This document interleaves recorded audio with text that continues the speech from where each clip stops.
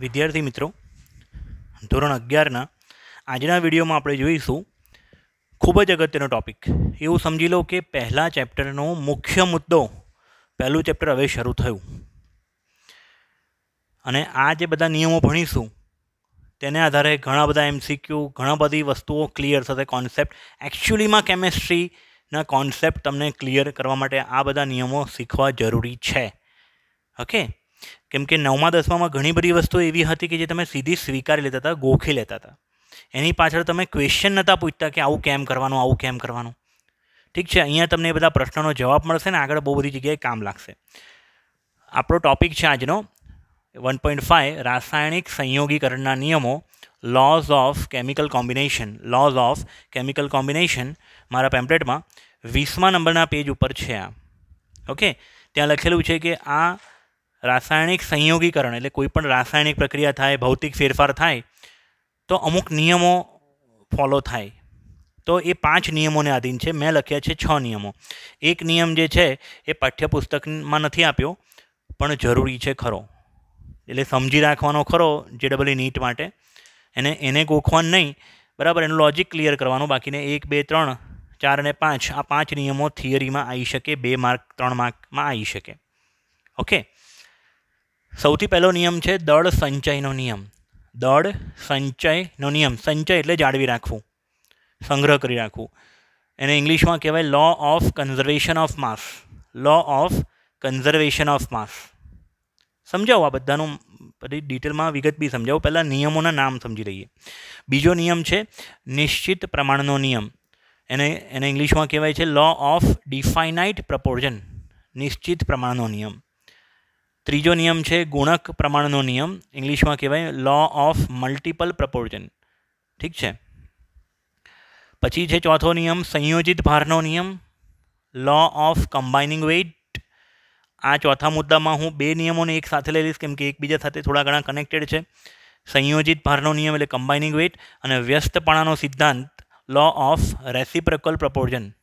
Reciprocal એટલે વ્યસ્ત થવું, વ્યસ્તપણાનો સિદ્ધાંત. પાંચમું છે ગેલ્યુસેકનો વાયુમય કદનો સિદ્ધાંત, કદનો નિયમ, law of gaseous volume of Gay Lussac. Gay Lussac law of gaseous volume. અને છઠ્ઠો છે એવોગેડ્રો નિયમ, એવોગેડ્રોસ લો. ઓકે, આ જે 4 નિયમો છે ને, પહેલાં 4 તેમાં દળ સંકળાયેલ છે અને બીજા 2 જે છે તેમાં વાયુનું કદ સંકળાયેલ છે. વાયુનું કદ અને તેના જથ્થા સાથે સંબંધ ધરાવે છે. જ્યારે પહેલા 4 નિયમો એ દળ સાથે સંબંધ ધરાવે છે. ઓકે, ત્યારબાદ હવે પહેલો નિયમ ભણીએ બાળકો, દળ સંચયનો નિયમ, કન્ઝર્વેશન ઓફ માસ. આ નિયમ એન્ટોની લેવાઇઝર સાયન્ટિસ્ટે આપ્યો હતો, જે નીચે મુજબ છે. દ્રવ્યનું સર્જન કે વિનાશ શક્ય નથી. ફરીથી એકવાર, દ્રવ્યનું સર્જન કે વિનાશ શક્ય નથી. આ પ્રકારનું સ્ટેટમેન્ટ ઉર્જા માટે તમે ભણ્યા હતા, ઉર્જા સંરક્ષણનો નિયમ, કે ઉર્જાનું સર્જન કે વિનાશ શક્ય નથી. ઉર્જાનું એક સ્વરૂપમાંથી બીજા સ્વરૂપમાં રૂપાંતર થાય છે. વિશ્વમાં કુલ ઉર્જાનો જથ્થો અચળ રહે છે. એવું જ અહીંયા શેના માટે છે? દ્રવ્ય માટે. કે કોઈ પણ પ્રક્રિયા થાય ત્યારે જે પ્રક્રિયકો હોય અને નિપજ 2 વસ્તુ હોય, તો જેટલું પ્રક્રિયકોનું દળ હોય તેટલું જ નિપજનું કુલ દળ થશે. ઓકે, સાદું સ્ટેટમેન્ટ, ટેક્સ્ટબુકનું સ્ટેટમેન્ટ શું છે? દ્રવ્યનું સર્જન કે વિનાશ શક્ય નથી. અને સાથે સાથે આ સ્ટેટમેન્ટ બી તમે યાદ રાખજો કે કોઈ પણ રાસાયણિક કે ભૌતિક ફેરફાર દરમિયાન પ્રક્રિયકોનું કુલ દળ, સાંભળજો, પ્રક્રિયકોનું કુલ દળ અને નિપજનું કુલ દળ કેવું હશે? સરખું હશે. પ્રક્રિયકોનું કુલ વજન ઇક્વલ ટુ નિપજનું કુલ વજન. ઓકે, આ નિયમ અને આના બેઝ ઉપર રસાયણ વિજ્ઞાનમાં કેટલાક લેટેસ્ટ આધુનિક નિયમ, આધુનિક વિકાસમાં ફાયદો રહ્યો. બીજી વસ્તુ, આ નિયમ પ્રક્રિયકો નિપજના ચોક્કસ દળના માપન માટે એ જે સાયન્ટિસ્ટ એન્ટોની લેવાઇઝરે બહુ બધી દહન ક્રિયાઓનો અભ્યાસ કર્યો હતો, તેનું પરિણામ છે. યોજનાબદ્ધ પ્રયોગોનું પરિણામ હતું. એટલે આ નિયમ ડેવલપ એમને નહોતો થઈ ગયો, એને બહુ બધી દહન પ્રક્રિયાઓ કરી અને દહન પ્રક્રિયાઓનું શું મળ્યું? એને એક પરિણામ. ઓકે, હું તમને 2 ઉદાહરણ આપીશ. પરીક્ષામાં તમારે ઉદાહરણ કદાચ નહીં લખો તો ચાલશે, કેમ કે પાઠ્યપુસ્તકમાં આટલું જ આપ્યું છે, બરાબર. આ ઉદાહરણ તમારે નિયમ સમજવા માટે છે. ચોપડામાં લખી રાખવાના, પણ પરીક્ષામાં જો થિયરી પૂછાય તો આટલે સુધી લખવાની. ઓકે, હાઇડ્રોજન પહેલી પ્રક્રિયા છે, H2 + O2 gives H2O. આ પ્રક્રિયામાં શું ખોટું છે? શું ભૂલ કરી છે? વિચારો. પ્રક્રિયા બેલેન્સ નથી, પ્રક્રિયા સંતુલિત નથી. હવે પ્રશ્ન થાય કે શું સંતુલિત કરવી પડે પ્રક્રિયાને? હા બાળકો, કેમ કરવી પડે? જો હું પ્રક્રિયાને બેલેન્સ ના કરું તો શું થાય? જોજો જરા અહીંયા H2ના 2 પરમાણુઓ, O2ના 2 પરમાણુઓ, અહીંયા હાઇડ્રોજનના 2 પરમાણુઓ, ઓના 2 પરમાણુઓ, અહીંયા હાઇડ્રોજનના 2 પરમાણુ અને ઓનો એક જ પરમાણુ. મતલબ કે ઓનો એક પરમાણુ શું થઈ ગયો? ગાયબ. દ્રવ્યનું શું થઈ ગયું? વિનાશ. જે શક્ય નથી આ નિયમ પ્રમાણે. બરાબર.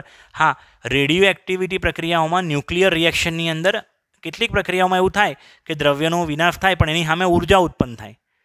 દ્રવ્ય અને ઉર્જાને સાંકળી શકાય. પણ અત્યારે આપણી પાઠ્યપુસ્તક પ્રમાણે દ્રવ્ય સંચયનો નિયમ આપણે એપ્લાય કર્યો. એટલે ડાબી બાજુ પ્રક્રિયકોનું વજન ઇક્વલ ટુ નિપજનું વજન સરખું નહીં થાય. સમજો વાતને. હાઇડ્રોજનનો પરમાણુ ભાર છે 1 ગુણ્યા 2 ગ્રામ પ્રતિ મોલ અથવા 2 યુ. બરાબર. યુ એટલે શું? એટોમિક માસ યુનિટ. ઓક્સિજનનો પરમાણુ ભાર છે 16 દુની 32 યુ, 32 યુ, 16 યુ, 32 યુ અને 2 યુ. તો જો આ બેનો સરવાળો કરીએ તો 34 થવું જોઈએ. જ્યારે અહીંયા તો H2O મળે છે. હાઇડ્રોજનનો અણુભાર કેવી રીતના શોધશો બાળકો? હાઇડ્રોજનનો H2O નો અણુભાર કેવી રીતના શોધશો? હાઇડ્રોજનનો પરમાણુ ભાર ગુણ્યા 2 વત્તા ઓક્સિજનનો પરમાણુ ભાર 16, ટોટલ થશે 18 યુ. તો પ્રક્રિયકોનું કુલ વજન થાય છે 34 અને નિપજનું કુલ વજન થાય છે 18. એટલે અહીંયા દ્રવ્ય સંચયનો નિયમ અપ્લાય થતો નથી. અને એપ્લાય કરવા માટે બાળકો આપણે શું કરવું પડે? પ્રક્રિયાને બેલેન્સ કરવી પડે. પ્રક્રિયાને બેલેન્સ કરવા માટે કેટલાક છોકરાઓ, કેટલાક મહાનુભાવો શું કહે કે અહીંયા સર તમે O2ની બદલે O લઈ લો. બેટા, એકલો O તત્વ સ્વરૂપે અસ્તિત્વ ધરાવતો નથી. કુદરતમાં શું મળે છે? આપણને O2 મળે છે. એટલે મારે અહીંયા O2 તો લખવું જ પડે. બરાબર. હા, અહીંયા 2 ઓક્સિજન છે એટલે મારે અહીંયા શું કરવું પડે? આગળ 2 ગુણું. હાઇડ્રોજન 4 થઈ ગયા એટલે અહીંયા 2 ગુણું છું. હવે તમે ફરીથી ટોટલ કરો. હવે જોજો જરા. હાઇડ્રોજનના ટોટલ કેટલા પરમાણુઓ થયા? 4 પરમાણુઓ એટલે 4 યુ, કેમ કે એક પરમાણુનું વજન 1 યુ છે.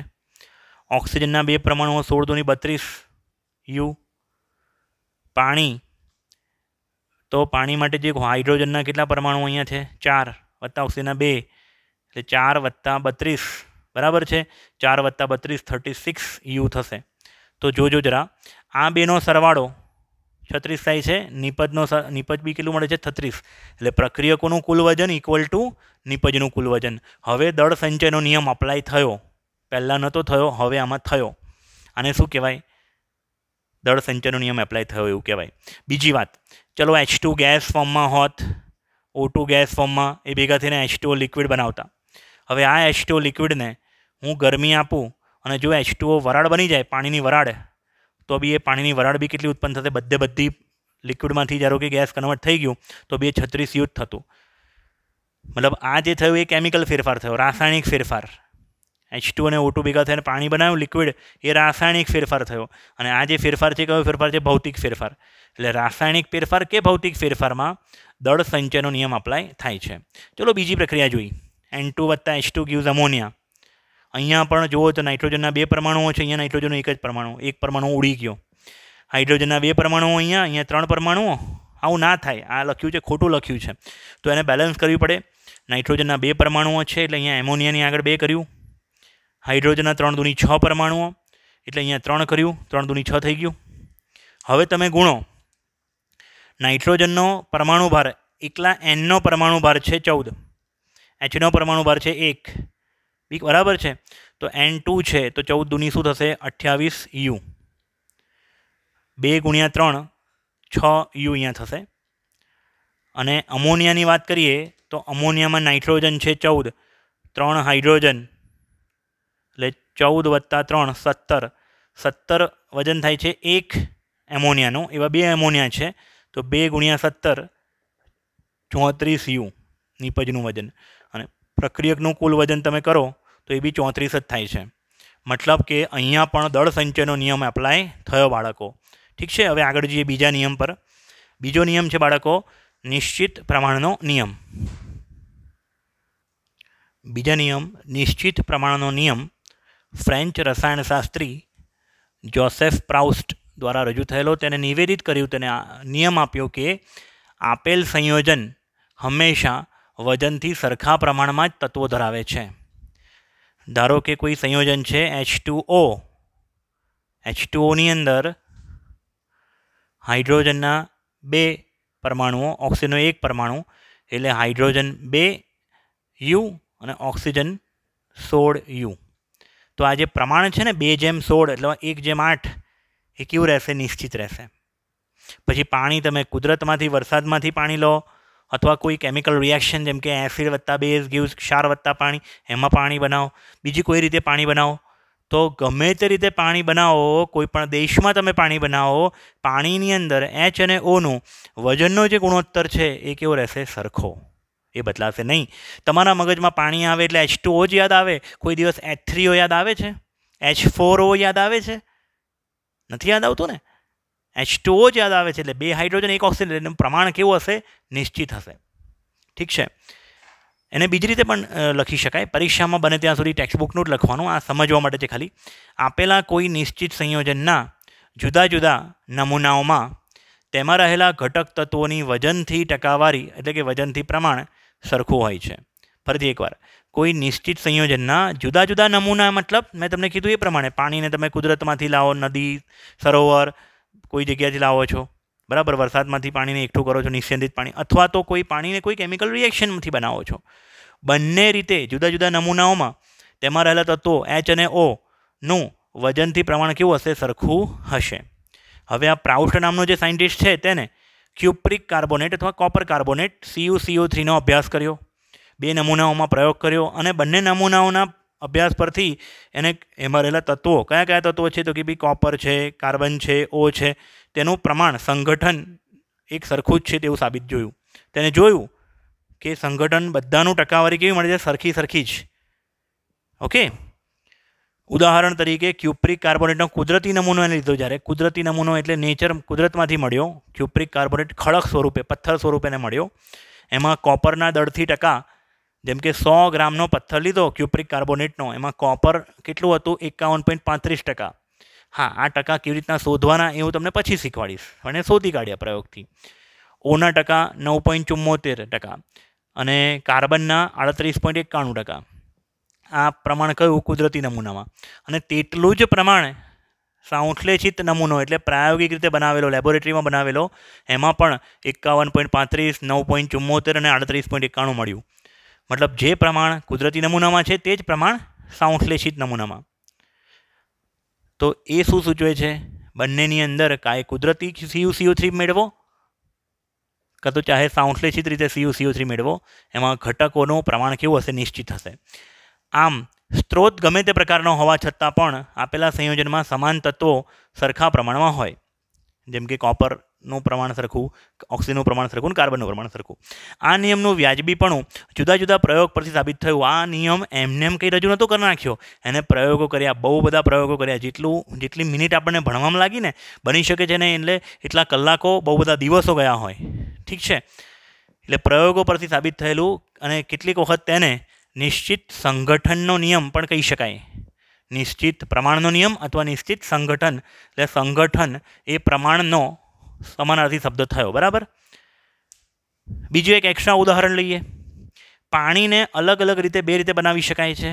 જેમ કે હાઇડ્રોજન વાયુ અને ઓક્સિજન વાયુમાંથી H2O બનાવ્યો, અથવા હાઇડ્રોજન પેરોક્સાઇડ H2O2 એટલે બેટા હાઇડ્રોજન પેરોક્સાઇડ, હાઇડ્રોજન પેરોક્સાઇડનું વિઘટન કરાયું ઉદ્દીપકની હાજરીમાં, તો આપણને એમાંથી મળ્યું H2O અને O2. તો બંને રીતે જે H2O મળ્યા ને, એ H2Oમાં ભલે આપણને 2 અણુ મળે છે, પણ હું વાત કરું છું 1 અણુની. H2Oમાં H અને Oનું પ્રમાણ કેટલું હશે? H છે 2, 2 એકા 2, ઓક્સિજન પરમાણુ ભાર છે 16, તો એનું H અને Oનું દળથી પ્રમાણ કેટલું મળશે? 2:16 એટલે 1:8. આને તમે ટકામાં ફેરવવું હોય તો ટકામાં એ ફેરવાય. હાઇડ્રોજનના ટકા શોધવા હોય તો શું કરવાનું? હાઇડ્રોજનનું વજન છેદમાં કુલ વજન ગુણ્યા 100. ઓના ટકા શોધવા હોય તો ઓક્સિજનનું વજન છેદમાં કુલ વજન ગુણ્યા 100. 2/18 ગુણ્યા 100 કર્યું તો 11.11%. પ્રાયોગિક રીતે આ નમૂનામાં બી એટલું જ મળ્યું, આ નમૂનામાં પણ એટલું જ મળ્યું.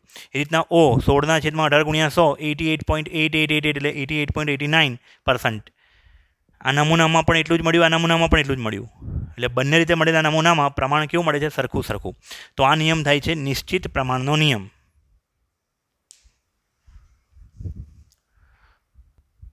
હવે બાળકો પાઠ્યપુસ્તકની બહારનો એક દાખલો જ કરાવું છું તમને, જે તમને નિશ્ચિત પ્રમાણનો નિયમ સમજાવશે થોડીક સારી રીતના.